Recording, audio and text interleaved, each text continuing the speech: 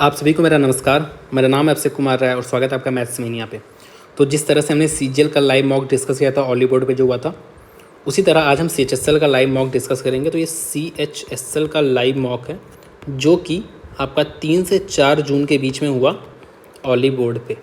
और जिनको नहीं पता उनको मैं बता दूँ कि आपका जो सीजीएल का लाइव मॉक होता है वो सैटरडे संडे को होता है, और जो आपका सीएचएसएल का लाइव मॉक होता है वो आपका मंडे ट्यूसडे को होता है। जो जिनको नहीं पता है उनको मैंने बता दिया, जिससे आप भी अटेम्प्ट कर सको इनको। ठीक है, तो इसमें मेरे 181 मार्क्स हैं और मैंने 92 सही किया और मैंने 6 गलत किया। इंग्लिश मेरे पूरे सही हुए, रीजनिंग मेरे पूरे सही हुए। यहाँ पे मैंने फिर से एक सिली मिस्टेक कर दिया। सीजीएल में मैंने एक सिली मिस्टेक कर दिया था, यहाँ पे भी सिली मिस्टेक कर दिया। धीरे धीरे ये भी मैं अवॉइड कर दूंगा। ठीक है, तो मुझे इस बात का दुख है कि यहाँ पे मैंने 2.5 नंबर अपने गवा दिए, क्योंकि ये सिली मिस्टेक थी। सिली मिस्टेक आपको नहीं करना है, मैं आपको बार बार बताता हूँ, आपको नहीं करना है। मुझसे हो गया, कोई दिक्कत नहीं है। जीएस में मेरे 33.5 नंबर हैं और जो कि एक डिसेंट स्कोर। अगर आपके 30 प्लस आ रहे हैं तो वो डिसेंट है, लेकिन उसको आप 35 तक ले जा सकते हो। ठीक है, अगर आपकी मेरे तो खैर मैं जीएस और इंग्लिश तो मेरा एकदम ही छूट चुका है, तो उस हिसाब से आपको पढ़ना है जीएस। ठीक है, तो अब हम शुरू करते हैं। शुरू करने से पहले आपको छोटी सी चीज़ बता दूं कि मैं मैथ्स पढ़ाता हूं और मैंने 50 घंटे में कंप्लीट मैथ्स पढ़ा रखी है, जो आपकी सीजीएल की है या एसएससी एग्ज़ाम्स की है। ठीक है, और यहाँ पे मैंने लास्ट 5 ईयर के सारे ही टाइप्स कवर कराए हैं, तो जिनको पढ़ना हो तो पढ़ सकता है। और 3 घंटे में ना मैंने सारे ही कॉन्सेप्ट, एक सिंगल कॉन्सेप्ट नहीं छोड़ा है। ठीक है, क्योंकि बहुत सारे बच्चों को डाउट होता है कि सर आपने 3 घंटे में वो चीज़ कैसे पढ़ा दी जो लोग 20-20 घंटे में नहीं पढ़ा पाते हैं। तो आप कोई भी एक लेक्चर उठा के देख लो, आप खुद समझ जाओगे। और 23,000 व्यूज़ मैं एक नया आया हूँ। ठीक है, 23,000 व्यूज़ ऐसे ही नहीं आ जाते हैं। ठीक है, यहाँ पे 18,000 11,000 मतलब इतने बच्चे ट्रस्ट कर रहे हैं मुझ पर, तो कुछ तो बात होगी ना। तो आप एक बार कोई भी लेक्चर उठा के देख लो तो आप चीज़ें समझ जाओगे कि कैसे मेरी वीडियोस की क्वालिटी कैसी है। ठीक है, और साथ में आपको बता दूं कि मैं इस वक्त एडवांस मैथ्स का रिवीजन भी करा रहा हूं, और मैंने ज्योमेट्री कंप्लीट और ये रिवीजन क्लास है ना, तो वो रिवीजन क्लास की तरह रहेगी। तो ज्योमेट्री का मैंने कंप्लीट रिवीजन 90 मिनट में करा दिया है, और ट्रिग्नोमेट्री का मैंने कंप्लीट रिवीजन 100 मिनट्स में करा दिया है, और अलजेब्रा की जो क्लास है वो 2-3 दिन में आ जाएगी। ठीक है, और अगर आपने ये ज्योमेट्री की रिवीजन क्लास देखी तो आप कोई भी लाइव मॉक उठा के देख लो, आप देखो कि इस 90 मिनट में वो चीज़ें मैंने पढ़ा रखी है जो मॉक्स में आ रही हैं। और मैंने सीजीएल का भी मॉक डिस्कस किया था, उसमें से 3 क्वेश्चन ज्योमेट्री के आए थे, तीनों मैंने इसमें पढ़ा रखे हैं। और आज भी मैं जो क्वेश्चन दिखाऊंगा ना वो मैंने इसमें पढ़ा रखा है वो भी।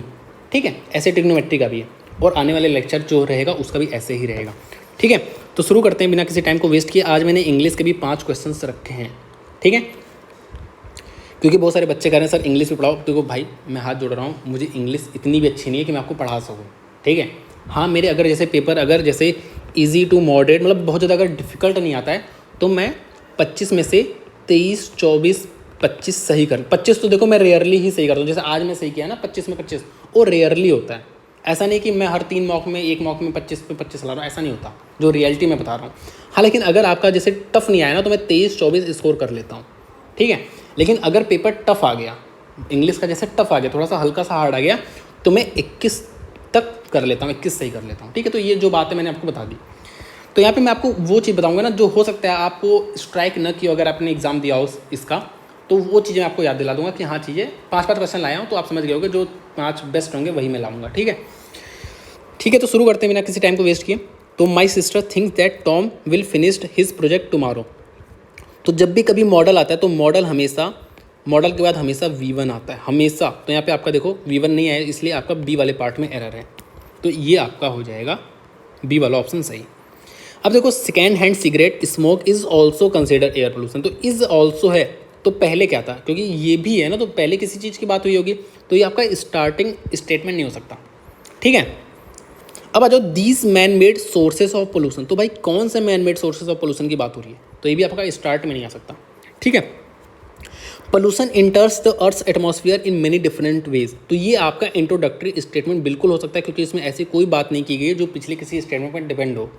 यहाँ पे क्या, most air pollution is created by people taking the form of emission from factories, cars, planes और एरोसोल्स कैंस। तो आप देखो कि यहाँ पे पोल्यूशन की बात हुई है, एयर पोल्यूशन की, और ये क्रिएट होते हैं पीपल के द्वारा और बहुत सारे डिफरेंट फॉर्म में, और यहाँ पे वो सारे फॉर्म्स दिए हैं। साथ में आपको यहाँ पे याद आया होगा कि आपने यहाँ पे एक सेकेंड हैंड सिगरेट स्मोक भी देखा था, जहाँ जो भी ये भी एयर पोल्यूशन फैलाता है।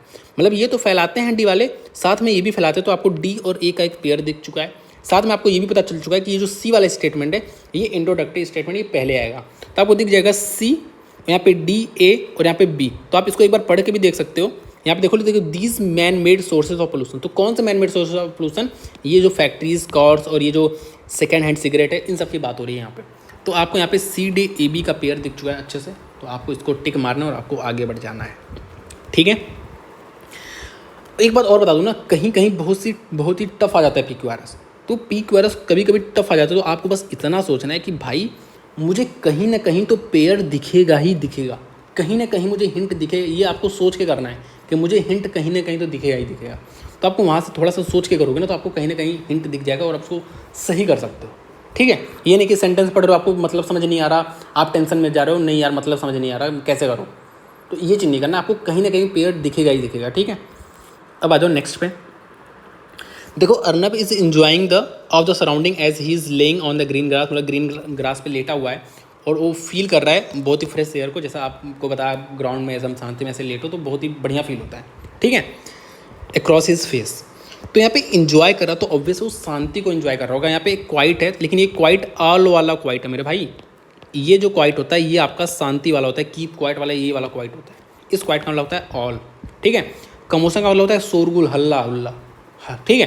ट्रांकुलिटी का मतलब होता है शांति और एक्सेप्शन का मतलब होता है छूट, ठीक है। इसका मतलब होता है छूट। तो भाई शांति को ही इंजॉय करेगा, ठीक है। तो यहाँ पे ट्रांकुलिटी आ जाएगा, ठीक है। आपको एक चीज़ और बता दूँ कि जो जैसे जो पागल लोग नहीं होते हैं, जो पगला जाते हैं थोड़े बहुत, तो उनको इंजेक्शन दिया जाता है, उनको ट्रैंकुलाइजर दिया जाता है उनको शांत करने के लिए। तो ये भी वर्ड वहीं से कहीं से आया हुआ है, ठीक है। तो यहाँ पे आपका कौन सा ऑप्शन हो जाएगा? सी वाला ऑप्शन आपका करेक्ट हो जाएगा। अब यहाँ पे the practice of putting painlessly to death. जैसे बहुत सारे लोग होते हैं ना जो काफ़ी बीमार से पीड़ित रहते हैं ना, मतलब वो ऐसा कह लो ना, जैसे आपके घर में भी कहीं ना कहीं आप रिलेटिव में देखे होंगे कि बहुत सारे लोग ऐसे हैं जो लोग है तो जिंदा लेकिन वो बहुत ही पीड़ा में जी रहे हैं ना। मतलब बहुत सारी बीमारियाँ हो सकती है ना, बेड पे ही हैं, उठ नहीं सकते, कुछ भी खुद से नहीं कर सकते, तो वो चीज़ें होती हैं। तो उनको पेनलेसली ना उनको डेथ दे दिया जाता है। तो उसको इथनेसिया बोलते हैं ना, कि मतलब इच्छा मृत्यु कह लो और बिना किसी दर्द के, ठीक है। तो ये बहुत जगह लीगल भी है, ठीक है, ठीक है। तो उसको क्या बोलते हैं? इथनेसिया बोलते हैं। एनेस्थेसिया क्या होता है? एनेस्थेसिया वो होता है जब आप कोई सर्जरी कराते हो तो आपको हाथ में इंजेक्शन देकर शून्य कर दिया जाता है। जैसे आप अगर दांत निकलवाने भी जा रहे हो तो आपको दांत को पहले इंजेक्शन देकर शून्य कर दिया जाता है, तो उसको एनेस्थेसिया बोलते हैं, शून्य कर देना, जिससे आपको पेन ना हो, ठीक है। ये मैंने बता दिया, इसका ऑप्शन बी वाला होगा। इसका मतलब होता है कि निधन हो गया किसी का। आप करंट अफेयर में पढ़ते हो कि आप करंट अफेयर में इसका अलग से टॉपिक पढ़ते हो, तो इसका मतलब होता है निधन। कोमा का मतलब होता है सदमे में चले गए, ठीक है। तो ये आपको चारों चीज़ का मतलब आपको मैंने बता दिया। यहाँ पे strangely never once they did mention the mysteries of those deaths. तो आपको एक चीज़ यहाँ पे ध्यान देनी चाहिए कि ये नेवर वंस जो आया है ये आपका एडवर्ब ऑफ टाइम आया है, एडवर्ब ऑफ टाइम, ठीक है। और जब भी एडवर्ब ऑफ टाइम होता है तो ये इन्वर्जन फॉलो करता है। इन्वर्जन क्या होता है? इन्वर्जन में क्या होता है, आपका इसके बाद पहले हेल्पिंग वर्ब आता है, फिर आपका सब्जेक्ट आता है और फिर आपका मेन वर्ब आता है। जैसे अगर मैं आपको बात करूँ, जैसे हार्डली आ गया, आपका सेल्डम आ गया ना, ये सब जब वर्ड्स आ जाते हैं जो कि एडवर्ब ऑफ फ्रीक्वेंसी कह लो, ठीक है। तो आपका जी ये जो फॉलो होता है ना, ये आपका इन्वर्जन से फॉलो होता है, इन्वर्जन। और इन्वर्जन मैंने बता दिया, इन्वर्जन क्या होता है? इन्वर्जन मतलब आपका हेल्पिंग वर्ब पहले आएगा, फिर सब्जेक्ट आएगा, फिर आपका MN आएगा, मेन वर्ब आएगा, MV आएगा, मेन वर्ब आएगा। तो यहाँ पे never once did they mention आएगा, ठीक है। तो आपका यहाँ पे बी वाले पार्ट में, इस वाले पार्ट में एरर है, तो आपका इस वाले पार्ट में एरर है। और साथ में आप मुझे ये बताओगे कि इसका स्ट्रेंजली का आपका पार्ट ऑफ स्पीच क्या है, ये आप मुझे कमेंट सेक्शन में बताओगे। अब आ जाओ रीजनिंग पे। तो यहाँ पे मुझे दिखा MN, यहाँ पे मुझे N के बाद O दिख रहा है, चलो ठीक है MNO हो सकता है। यहाँ पे मुझे OO दिख रहा है, ठीक है, तो MNOO हो जाएगा, P हो जाएगा, W हो जाएगा। साथ में मुझे यहाँ पे W दिख रहा है, लेकिन मुझे यहाँ पे Y दिख रहा है, यहाँ पे मुझे Z दिख रहा है। तो मुझे एक बात समझ में आ गई, कहीं ना कहीं इस W में इंक्रीमेंट हुआ होगा, तो WXYZ ऐसा कुछ हुआ होगा। तो मुझे यहाँ पे दिख गया MNOOPW। तो अब मैं अपने मन में बोलूँगा MNOOPW और W को इंक्रीज़ करूँगा, साथ में जहाँ जहाँ गैप है उसको मैं लिखता चलूँगा। तो MNOOPW, MNOOPX, MNOOPY और MNOOPZ। तो यहाँ पे PMO दिख रहा है, यहाँ पे PMO दिख रहा है, तो ये वाला ऑप्शन आपका करेक्ट हो जाएगा। और मैंने आपको बताया ना कि मेरी आदत हो चुकी है, मैं पीछे से देखता हूँ, तो यहाँ पे पीछे से देखने पर मुझे तुरंत आंसर मिल गया, ठीक है। अब देखो आई के बाद क्या आएगा मुझे नहीं पता है, क्योंकि आई मुझे कहीं नहीं दिख रहा है, लेकिन मुझे एन दिख रहा है। एन के पहले एन जे आया हुआ, तो आई जे एन हो चुका है। इसके बाद एन के बाद क्या है मुझे नहीं दिख रहा, ठीक है। ऑप्शन में देख लो, ऑप्शन में आपको वी दिख रहा है, मतलब वी ही होगा। तो I N J E ji Y आपका आ चुका है। तो आप इसको पढ़ लो, I J N V G Y, I J N V G Y, I J, देखो J V I N G I, N G I N G I आपको एक ही में दिख रहा है, तो आपका ये वाला ऑप्शन करेक्ट हो जाएगा। इन अ क्लास 69 स्टूडेंट्स हैं, जहाँ पे हर्ष की जो रैंक है टॉप से 35th है, मतलब 35th रैंक है, तो ये आपकी 35th है, ये हर्ष की रैंक है, और यहाँ पे आपके 34 बच्चे होंगे, ठीक है। If there are 12 students ranked between Harsh rank and Heena rank, तो यहाँ पे इसके बीच में 12 बच्चे हैं, तो मैंने 12 को ऐड कर दिया था और यहाँ पे आपके 47 आ गए, तो यहाँ पे 48th रैंक आपकी हीना की हो सकती है। तो मैं हीना को चलो मैंने मार दिया टिक, लेकिन मैंने आपको बताया ना कि आप ऑप्शन सारे एक बार देख लिया करो। तो जब मैंने ऑप्शन सारे देखे तो मुझे यहाँ पे कैन नॉट डिटरमाइन भी एक ऑप्शन दिखा, तो मैं थोड़ा सा अलर्ट हो गया फिर। तो मैंने कहा भाई 12 जब यहाँ पे भी गैप है, तो 12 गैप यहाँ पे होके हीना यहाँ पे भी तो हो सकती है, ठीक है। तो मतलब हम डिटरमाइन नहीं कर सकते कि इसकी रैंक ये वाली है या हीना की रैंक यहाँ वाली है। तो मुझे पता चल गया भाई ये ऑप्शन सही होगा, ये गलत होगा। तो इस तरह से आपको भी करना है, आपको ऑप्शन सारे देखने हैं, क्योंकि सारे ऑप्शन देखते हो तो हो सकता है आप कुछ गलत कर रहे हो उसको सही कर ले जाओ, ठीक है। तो इसलिए मैं आपसे बार बार बोलता हूँ कि आपको ऑप्शन सारे देखने हैं। देखो यहाँ पे देखो, इसको नहीं छेड़ना क्योंकि ये पूरा 9 टाइम्स जा रहा है। अब आप सोचोगे कैसे 9 टाइम्स जा रहा है, तो आप 270 में से 27 माइनस कर दो, 243 आ जाएगा। तो डिवाइड को पहली बार में मत छेड़ो, और बाकी ऑप्शन आप खुद चेक कर लो और मुझे बता देना इसका आंसर क्या होगा, ठीक है। बस मैं आपको ये बताना चाह रहा था कि आपको यहाँ पे पूरा जा रहा है, तो इसको पहली बार में मत छेड़ो, ठीक है। बाकी कोई ऑप्शन छेड़ो, तो डिवाइड वाले जितने ऑप्शन है उसको पहली बार में मत छेड़ो। अब देखो, इस ऐसे टाइप्स के क्वेश्चन को ना आप जनरली हिंदी में कर लिया करो, आपसे तेजी से होगा, मतलब आपको दिखेगा ज़्यादा सही। मैं इसको हिंदी में करके करता हूँ। क्यों ऐसा क्यों करता हूँ, ऐसा इसलिए करता हूँ ना, फिर मुझे देखो जो इंग्लिश में लिखा है ये चीज़ और ये चीज़, ये मुझे अलग अलग दिखने लगता है। और यहाँ पे देखो सब ऐसे पूरा ऐसे भरा पड़ा है ना ऐसे, तो ये चीज़ अच्छे से नहीं दिखता आपको स्क्रीन पर। और यहाँ पर जब आप हिंदी में करते हो तो आपको इंग्लिश बिल्कुल अलग दिखने लगता है, ठीक है। तो अब करते हैं इसको। देखो यहाँ पे रोड है और यहाँ पे आपका है ट्रैफिक, तो ट्रैफिक रोड आपका दोनों में आया हुआ है। तो देख लो कॉमन क्या है, ट्रैफिक रोड, और आपका इन दोनों में कॉमन क्या है, Y2 कॉमन है और U3 कॉमन है, ठीक है। अब मैं इन दोनों को देखूंगा कि रोड क्रॉसिंग, तो रोड क्रॉसिंग आपका पहले में भी आ रहा है, पब्लिक ऑन रोड क्रॉसिंग, तो रोड क्रॉसिंग आपका यहाँ पे भी आ रहा है, रोड क्रॉसिंग देखो आपका यहाँ पे भी आ रहा है। देख लो दोनों कॉमन क्या है, रोड क्रॉसिंग, ठीक है। रोड क्रॉसिंग दोनों में क्या कॉमन आ रहा है, तो Y2 भी कॉमन आ रहा है और आपका L8 भी कॉमन आ रहा है, तो Y2 L8। यहाँ से आपको एक बात समझ में आ गई कि रोड का जो मतलब है वो आपका Y2 है, इसका मतलब आपका ये है, और क्रॉसिंग का मतलब आपका L8 है, ठीक है। तो आपसे क्या पूछा, आपसे पब्लिक ट्रैफिक पूछा है, ठीक है। पब्लिक ट्रैफिक पूछा है तो L8 तो नहीं हो सकता, ठीक है। चलो इसको और आगे करते हैं तब हमें चीज़ें समझ में आएंगी। और U3 पक्का होगा क्योंकि रोड यहाँ पे आया, सॉरी यहाँ पे ट्रैफिक आया है, तो आपका U3 पक्का होगा, तो मतलब इन दोनों में से ही एक सही होगा, ठीक है। और कर लेते हैं इसको आगे। तो अब हमसे क्या पूछा है कि अब हम और क्या कॉमन निकाल सकते हैं। देखो यहाँ पे आपका है ऑन रोड, और रोड नहीं ट्रैफिक लोड, ट्रैफिक और रोड आए तो इसको मैंने निकाल लिया है। इन दोनों में देखो पब्लिक ऑन रोड क्रॉसिंग, तो ऑन रोड और ऑन रोड आपका इसमें भी आ रहा है। देख लो क्या क्या कॉमन है ऑन रोड में, तो ऑन रोड में जो आपका कॉमन है ऑन रोड में ये आपका है X4 और Y2, X4 Y2। तो आपको ये बात पता चल गई कि ऑन का मतलब है X4, ठीक है। तो आपको यहाँ पे ऑन का इसके फोर्थ वाले को देखो, अगर मैं आपको इसमें दिखाऊं तो आपको ये वाला देखो, फोर्थ वाले देखो, तो आपको ऑन रोड का भी मतलब पता है X4 Y2, क्रॉसिंग का भी मतलब है आपको पता है, क्रॉसिंग मतलब है L8, तो जो बच गया वो पब्लिक है। तो जो बच गया वो B5 बचा है, तो आपका B5 पब्लिक का है, B5 मतलब B5 आएगा, और ट्रैफिक का मतलब आपका U3 है, तो B5 U3 आपका आएगा। तो ये वाला ऑप्शन आपका करेक्ट हो जाएगा, ठीक है। मुझे इसका मतलब बताना है कि इसका मतलब क्या हो सकता है। तो मुझे एक बात तो पता है, इसको फिगर को देख के मुझे ये बात तो समझ में आ रही है कि यहाँ पे ये कुछ है और इन दोनों का ये पार्ट है, ठीक है, हिस्सा है, टाइप से कह लो।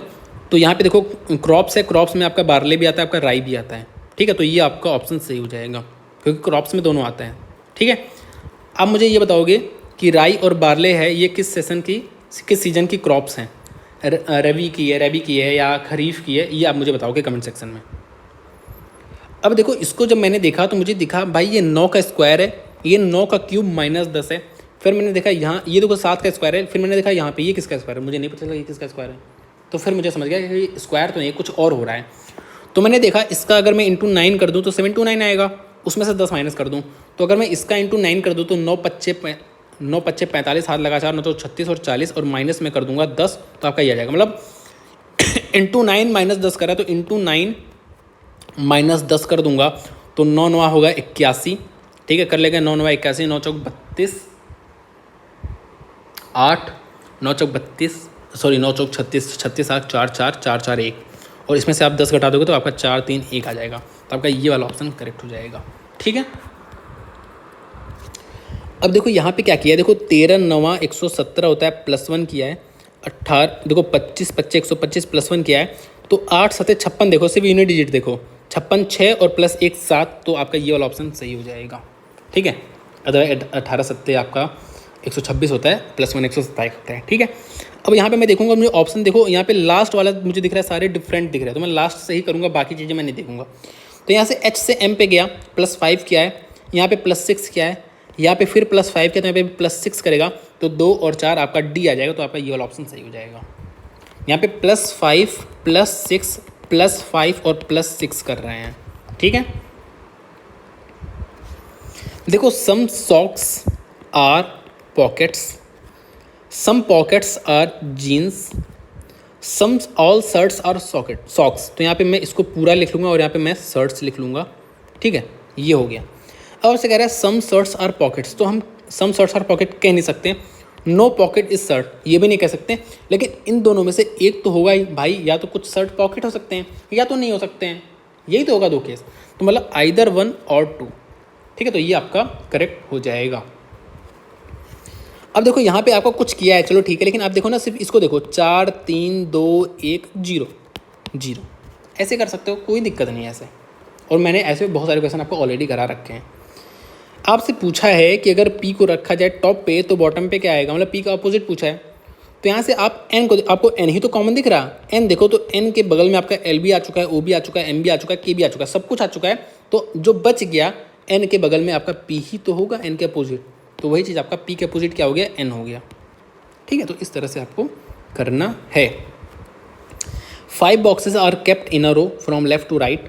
Box B1 is kept second to the left of box B2, sorry B3। ठीक है, तो यहाँ पे बॉक्स B1 की बात हो रही है, B1 is kept second to the left of box B3। अब more than 1 box is kept between B2 and B5। ठीक है, box B4 is kept adjacent to box B2, neither B2 nor B4 is kept adjacent to B1, neither B2 nor B4 is kept adjacent to B1।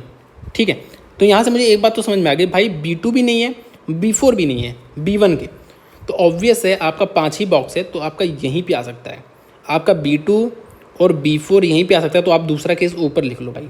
ठीक है, दूसरा case आप ऊपर लिख लो, कोई दिक्कत नहीं है, क्योंकि B2 B4 यहीं पे आ सकते हैं, क्योंकि यहाँ पे B1 के बगल में नहीं आ सकते। अब आप फिर से पढ़ो, B1 जो है सेकंड लेफ्ट है B3 के, बिल्कुल सही बात है। मोर than 1 box is kept between B2 and B5, तो B2 देखो यहाँ पे 2 बॉक्स से ज़्यादा है, तो ये वाला नहीं होगा, क्योंकि यहाँ और यहाँ पे B5 आ जाए तो आपका सही हो जाएगा। मतलब आपका ये वाला केस गलत हो चुका है, क्योंकि B2 और B5 के बीच में क्या लिखा है, मोर देन लिखा है क्या, मोर देन 1 बॉक्स, मतलब दो होने चाहिए, 2 से ज़्यादा होने चाहिए, मतलब 2 या 2 से ज़्यादा होने चाहिए, तो इसी केस में पॉसिबल है। उस वाले केस में आपका पॉसिबल नहीं था नीचे वाले केस में, क्योंकि यहाँ पे अगर B2 होता, यहाँ पे B5 होता, तो एक ही बॉक्स तो है, लेकिन एक से ज़्यादा होना चाहिए, इसलिए आप ऐसे नीचे वाला काट दोगे। अब आपका मिल चुका है सब कुछ, एक बार और कंफर्म कर लो, box B4 is kept adjacent to box B2, तो B4 आपका B2 का एडजेसेंट में है, neither B2 nor B4 is kept adjacent to B1, बिल्कुल सही बात है। Which are the following is keep exactly middle of the row, तो B3 आपका करेक्ट आंसर हो जाएगा। इस तरह से आपको करना है, आपको अलग अलग 2 लाइन बना के केसेस नहीं सॉल्व करने। अब हम आ जाते हैं मैथ्स पे। ठीक है, तो देखो यहाँ पे क्या लिखा है, 28x² divide by 4x⁴ minus 4x² plus 1। तो आप इसको सबसे पहला जो काम है, आपको यहाँ पे 1x + 1/2x पता है ना, तो आप इसका स्क्वायर करोगे तो आपका x² + 1/4x² ऐसा दिखेगा। ठीक है, तो यहाँ पे आपको यहाँ पे भी ऐसा ही कुछ दिखना चाहिए, तो आप इसको 4x² से डिवाइड कर दो ऊपर नीचे, तो आपका ऊपर दिख जाएगा 7, नीचे आपका दिखेगा 4x² से x² माइनस आपका 1 आ जाएगा, और यहाँ पे प्लस 1/4x², और यहाँ पे आपका -1 दिख जाएगा। तो ये आपका दिख गया, आपने ऊपर नीचे 4x² से डिवाइड कर दिया। इसकी जो वैल्यू आएगी वो आपकी आएगी n² - 2ab, क्योंकि यहाँ पे आपका ए और बी जो है ये आपका 1 नहीं बना रहा, ए और ए इंटू बी आपका 1 नहीं बना पा रहा, मतलब रेसिप्रोकल नहीं है, तो आपको पूरा ए बी लिखना पड़ेगा। तो आपका 9 माइनस 2ab और आपका x चला जाएगा, आपका सिंपल ही आ जाएगा, तो आपका 8 आ जाएगा, इसकी वैल्यू 8 आ जाएगी। तो 8 माइनस 1 7, 8 माइनस 1 7 और 7/7 आपका 1 आ जाएगा, तो आपका 1 करेक्ट आंसर हो जाएगा। तो आपको इस तरह से करना था। अ सर्कल विद रेडियस इतना is inscribed in a equilateral triangle, find the length of a side of equilateral triangle. तो देखो ये सर्कल इंस्क्राइब्ड है, मतलब ये इन रेडियस दिया हुआ है। तो इन रेडियस का फॉर्मूला क्या होता है, a/2√3 equals to in radius जिसकी वैल्यू 2√3 दी है, तो आपसे ए की वैल्यू आपकी 12 आ चुकी है। और ये मैंने आपको इस 90 घंटे वाले लेक्चर में ज्योमेट्री के मैंने पढ़ा रखा है, रीजनिंग रिवीजन में करा रखा है। तो आपका ये वाला ऑप्शन करेक्ट हो जाएगा। A river's length and depth are in the ratio of इतना। In the year 2001 the river was 1000 metre deep. तो देखो 9:4 इनका ये था और 1000 मीटर डीप था। 2001 की बात हो रही है, 2001 में, ठीक है। तो देखो इंटू 250 है, तो ये भी इंटू 225 कर दोगे, सॉरी 250 कर दोगे तो आपका 225 आ जाएगा, ठीक है। इंटू क्या किया मैंने, इंटू 250 किया और कुछ नहीं किया। तो यहाँ पे 225 आपका ये आ चुका है। अब आपसे कह रहा है कि हर साल जो इसकी डेप्थ है ना, ये आपकी ये लेंथ है और ये आपकी डेप्थ है, हर साल इसकी जो डेप्थ है वो 100 मीटर से इंक्रीज हो रही है। If the ratio of length of river and to is depth remains constant then find the length of the river after 10 year. तो देखो इसका हर साल 100 मीटर जो डेप्थ है वो बढ़ रहा है, मतलब देखो 10% बढ़ रहा है, तो इसका 10% बढ़ा दो 250 बढ़ेगा। और ये 100 हर साल बढ़ रहा है, मतलब ये 250 हर साल बढ़ेगा। 10 साल में ये 1000 और बढ़ जाएगा, मतलब 100 हर साल बढ़ रहा है, तो अब 1000 बढ़ गया 10 साल में। ऐसे ये 250 इतना बढ़ जाएगा, सॉरी 225 बढ़ेगा ना भाई, 10% बढ़ा है ना, तो 225 बढ़ेगा हर साल। और 10 साल में वो 225 इंटू 10 मतलब इतना बढ़ जाएगा, ठीक। इन दोनों को जोड़ दो, आपसे पूछ कह रहा है find the length of the river after 10 year. Length मुझे बताना है कितने साल बाद, 10 साल बाद, तो आपका यहाँ से 4500 आ जाएगा मीटर, तो आपका 4.5 किलोमीटर आ जाएगा, ठीक है। When Abhinav and Vipul work alone, they can complete a piece of work in 24 and 30 दिन। अभिनव एंड विपुल, तो यहाँ से आपका 120, ये आपका 5 और ये आपका 4 आ चुका है। Vipul started the work and Abhinav joined Vipul from day 4 onward, मतलब डे 3 से ज्वाइन करता है, मतलब 2 दिन इसने अकेले काम किया है। 2 दिन इसने अकेले काम किया, तो 2 दिन में इसने 8 काम किया होगा और आपका 112 काम बच गया होगा, ठीक है। और 2 दिन में इसने 2 दिन इसने काम किया।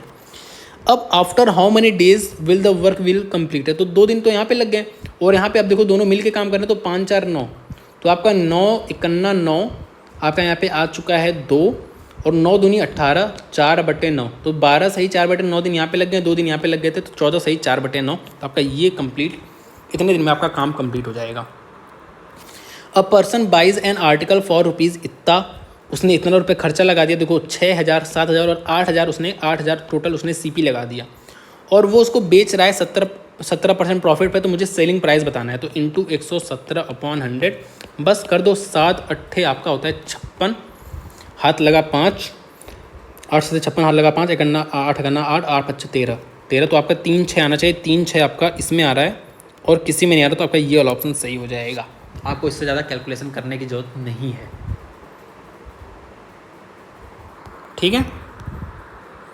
अब देखो इसमें क्या कह रहा है, द फॉलोइंग, अच्छा क्वेश्चन था, ठीक है। The following bar graph shows the profit percentage earn on 6 different article, the cost price of article ABCDEF इतना दिया है। और मुझे क्या बताना है, find the difference between the total selling price of article ACE,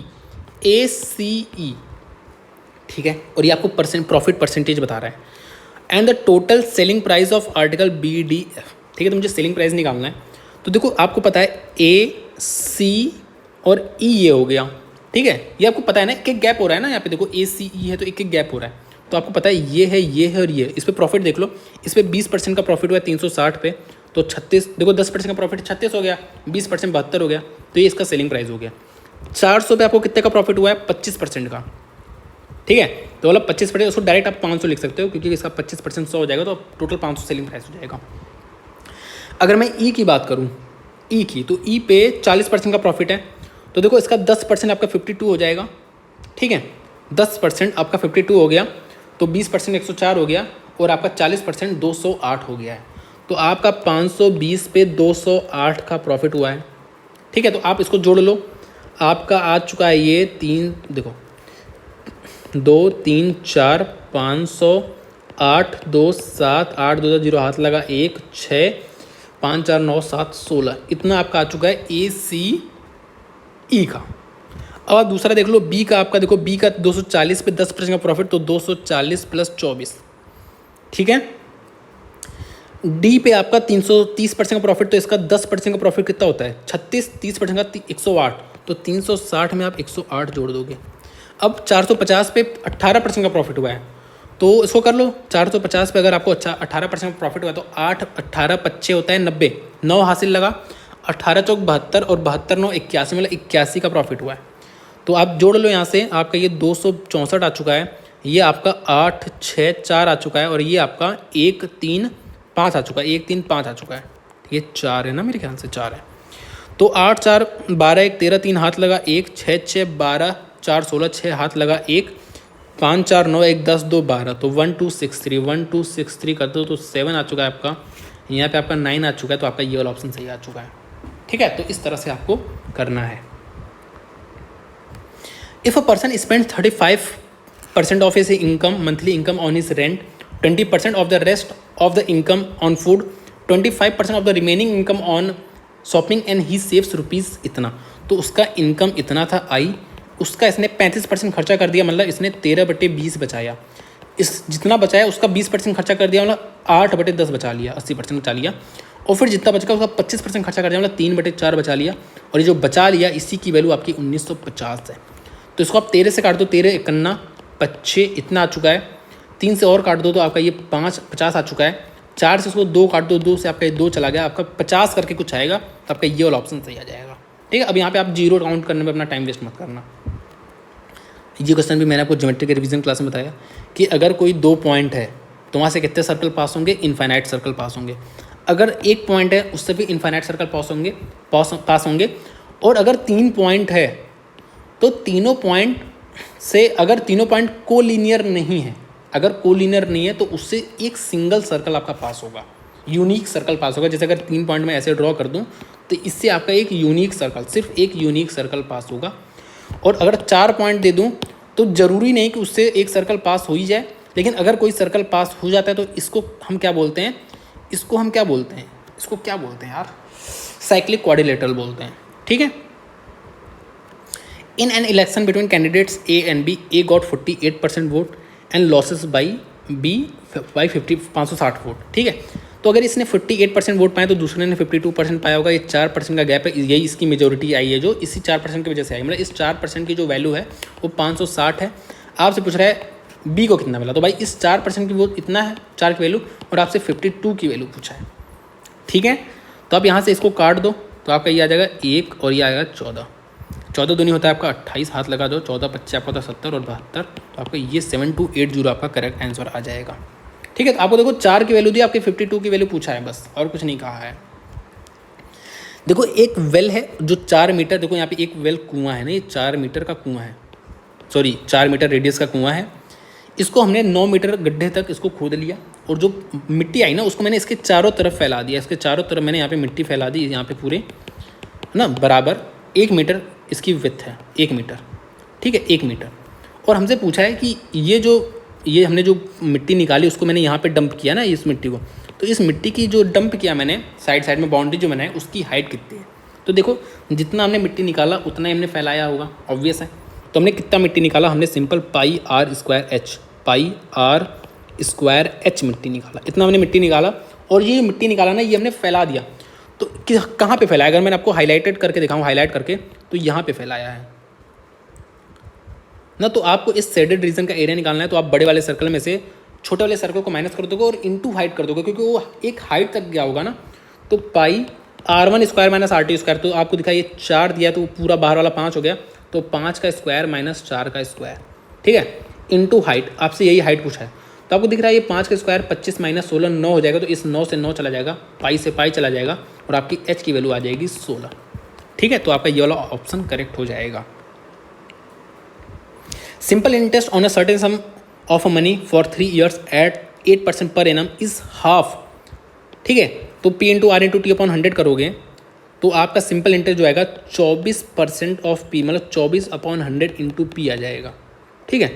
ये जो है सिंपल इंटरेस्ट इस पी पे ये हाफ है किसका, कंपाउंड इंटरेस्ट रिसीव्ड ऑन 1200 पे जो कंपाउंड इंटरेस्ट रिसीव हो रहा है 2 साल में 10% की रेट से।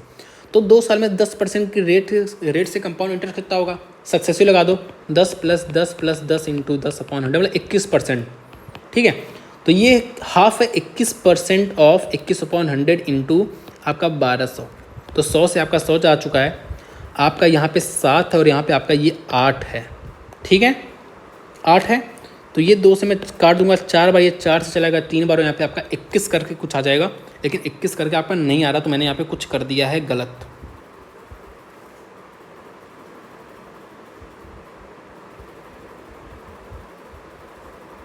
अच्छा सॉरी, ये 2 यहाँ था ना, 2 मैंने इसको कैसे काट दिया, सॉरी, ये 2 इस तरफ है, मुझे लगा उस तरफ है। ठीक है, देखो यहाँ से मैं 2 से नहीं काट सकता ना भाई, ये 6 है। ठीक है, 6 आपका 7 6 कितना होता है, 7 6 आता है 4200, 4200 को आप 8 से काट दो तो 8 5 8 दूना 8 5, तो 5 to 5 करके आपका कुछ आएगा, तो आपका ये वाला ऑप्शन सही हो जाएगा। ठीक है, यहाँ पे हाफ इस तरफ था, मुझे लगा इस तरफ है, लेफ्ट साइड है। ठीक है, तो समझिए ये आपका 5 to 5 आपका आ जाएगा पी की वैल्यू।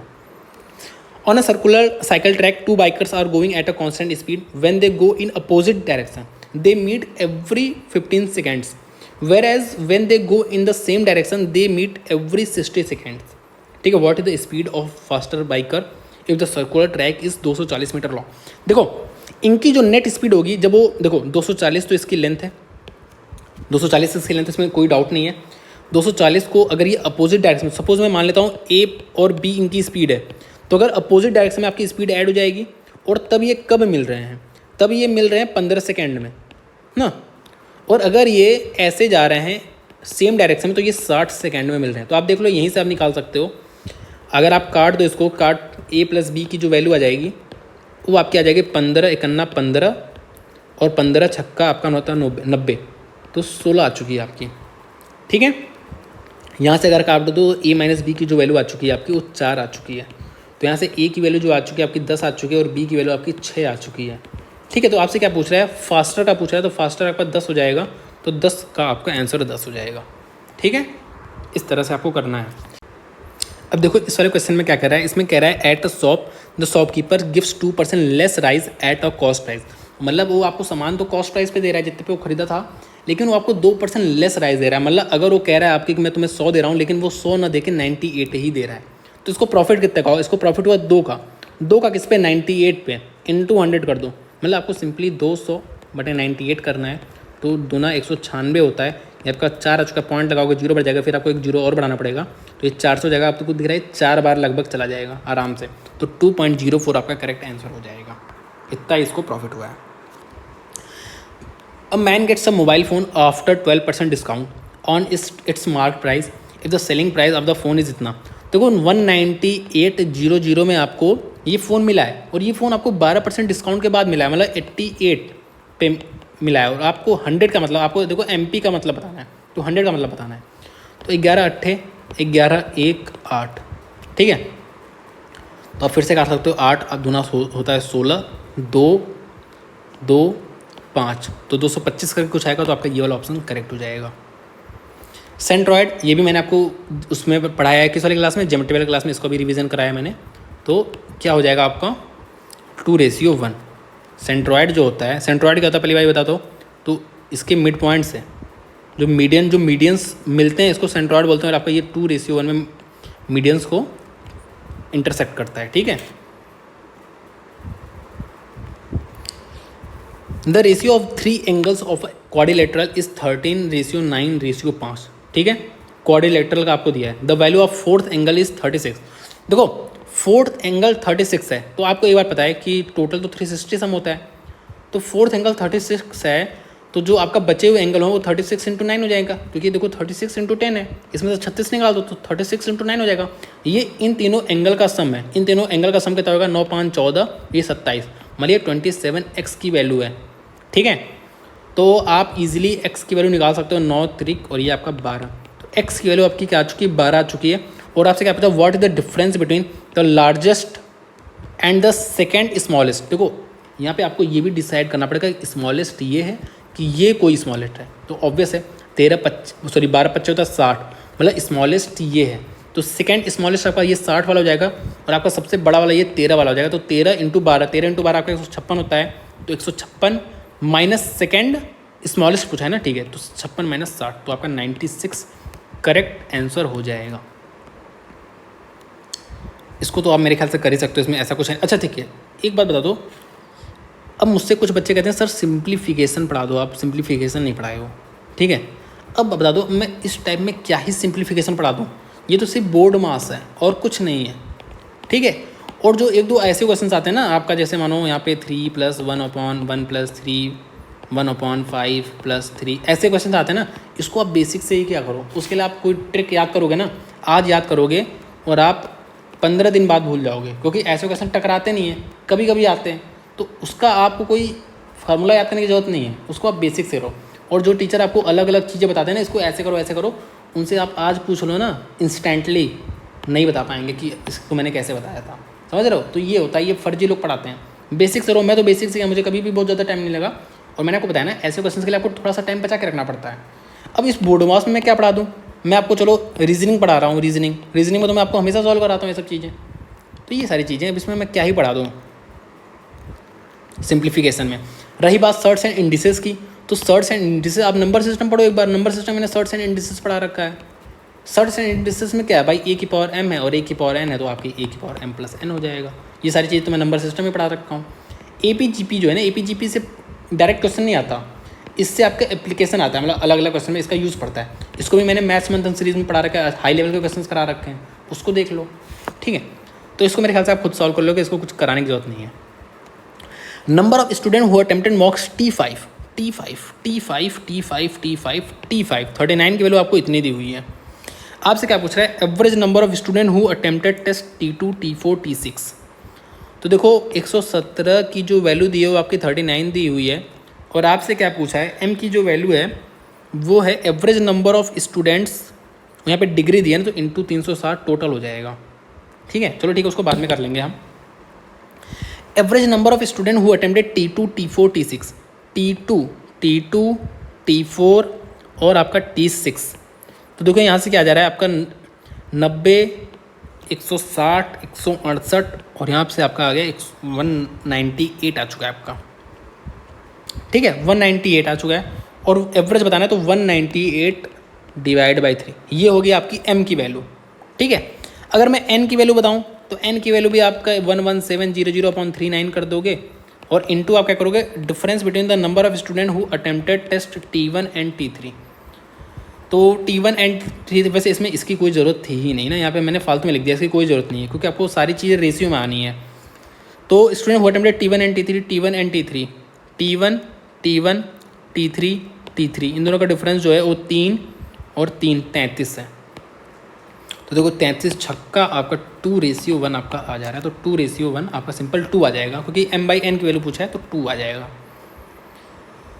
अब देखो इसको एक बार आप खोल के पूरा तो लिखो, क्या लिखा है ये आपका सिंपल 9a² + 4b² और माइनस आपका लिखा है 2 × AB होता है ना, ठीक है, 3a × 2b लिखा है, यही तो लिखा है आपका ये।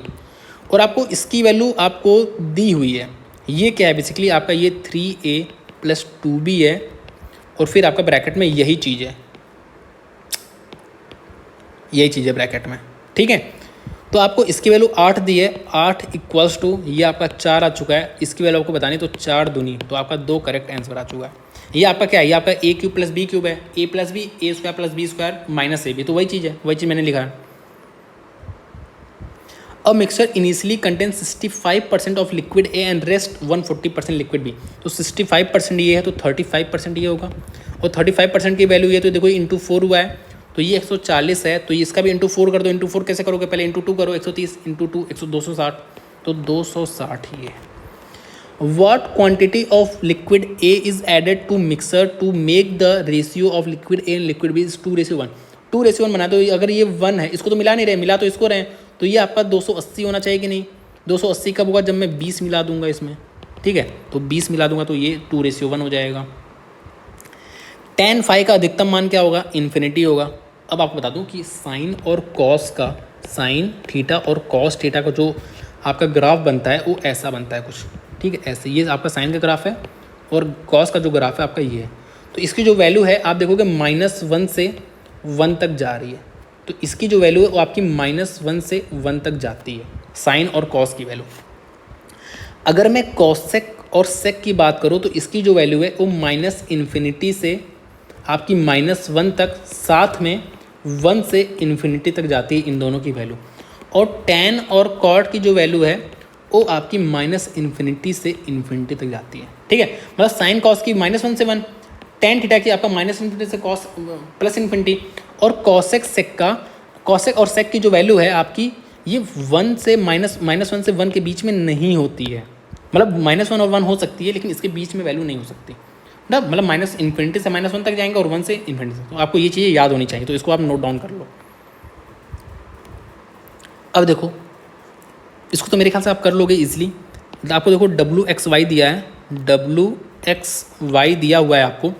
W की वैल्यू आपकी 92 दी हुई है, आपसे Y की वैल्यू आपको 51 दी हुई है, और आपको इसकी वैल्यू आप इजीली निकाल लोगे 90, 50, 140 और 143, तो आपका ये 37 आ चुकी है।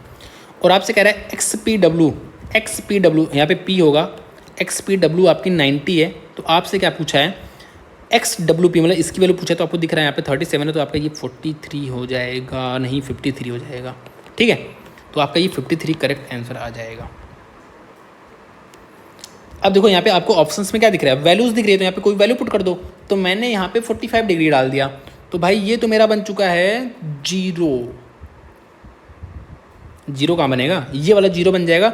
ये आपका √2 - 1/√2 हो जाएगा का स्क्वायर। यहाँ पे भी आपका सेम चीज़ है, ये तो आपका 0 बन चुका है क्योंकि 1 - 1 आ चुका है। तो आप देखोगे यहाँ पे 2 - 1 मतलब 1/√2 का होल स्क्वायर मतलब 1/2, और ये 1/2 आपका 1 आ चुका है, तो आपका ये वाला ऑप्शन करेक्ट हो जाएगा। इन अ मैप 3/7 सेंटीमीटर जो है वो आपका बताता है कि 24 सेंटीमीटर, मतलब अगर एक की वैल्यू बताऊँ तो 1 की वैल्यू जो है आपकी 56 है, 1 सेंटीमीटर की वैल्यू है 56 किलोमीटर। आपसे पूछ रहा है 13/4 अगर दिया है सेंटीमीटर तो कितना किलोमीटर होगा, तो 13/4 कर दो मेरे भाई, तो आपका ये 14 आ चुका है। ये 13 यहाँ 169 उसमें 13 और ऐड कर दो, तो आपका ये 2 182, तो 182 आपका करेक्ट आंसर हो जाएगा।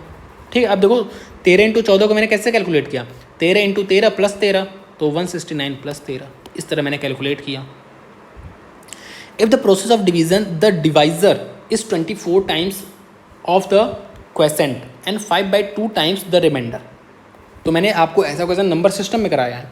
देखो डिवाइजर, देखो दोनों में कॉमन आ रहा है। देखो डिवाइजर और क्वेसेंट का रेशियो दिया है, और डिवाइजर और आपको रिमाइंडर का रेशियो दिया है, तो आपको डिवाइजर को बीच में रखना है, डिवाइजर को आपको एक तरफ रिमाइंडर रखना है और एक तरफ आपको क्वेसेंट रखना है। तो डिवाइजर इज 24 टाइम्स क्वेसेंट, मतलब ये 24 है और ये 1 है, और डिवाइजर इज 5/2 टाइम्स रिमाइंडर, मतलब अगर ये 5 है डिवाइजर तो रिमाइंडर आपका 2 है, मतलब ये 5 है तो ये 2 है। जो जगह स्पेस है उसको मैं इसके एडजस्टेंट वाले से फिल कर देता हूँ, यहाँ पे आपको इस जगह स्पेस है तो इसको इससे फिल कर दूंगा, तो इसको मल्टीप्लाई कर दूंगा 48 आ जाएगा। ये आपका आ चुका है 120 और ये आपका आ चुका है 5। आपसे क्या कह रहा है, आपसे ये कह रहा है कि अगर रिमाइंडर की वैल्यू 144 है तो इसकी वैल्यू 144 कब होगी, जब मैं इसको इंटू 3 कर दूंगा, तो 144 ये आ चुका है, ये आपका 360 आ चुका है, और ये आपका आ चुका है 5×3 15 आ चुका है। आपसे पूछ रहा है डिविडेंड, भाई डिविडेंड क्या होता है, देखो डिविडेंड आपका ये होता है, ये आपका डिवाइजर होता है, ये आपका क्वेसेंट होता है, और ये आपका रिमाइंडर होता है। एक से ये आपका रिमाइंडर होता है। जब आप डिवाइजर को क्वेसेंट से मल्टीप्लाई करके रिमाइंडर उसमें ऐड कर दो तो आपको ये मिल जाता है। ठीक है, तो आप डिवाइजर को आप इससे मल्टीप्लाई करोगे तो आपका 15 × 6 = 90, 9 × 15 = 45, 9 × 54 आ चुका है, और यहाँ पे आप 144 ऐड कर दोगे तो आपका 4 4 5 5 आपका आ जाएगा, तो आपका ये वाला ऑप्शन करेक्ट हो जाएगा। तो ये आपका डिविडेंड आ जाएगा। ठीक है, तो यहाँ पे मैंने सारे क्वेश्चन डिस्कस कर लिए हैं। आप बता देना आपको लेक्चर कैसा लगा, और थैंक यू सो मच। ठीक है।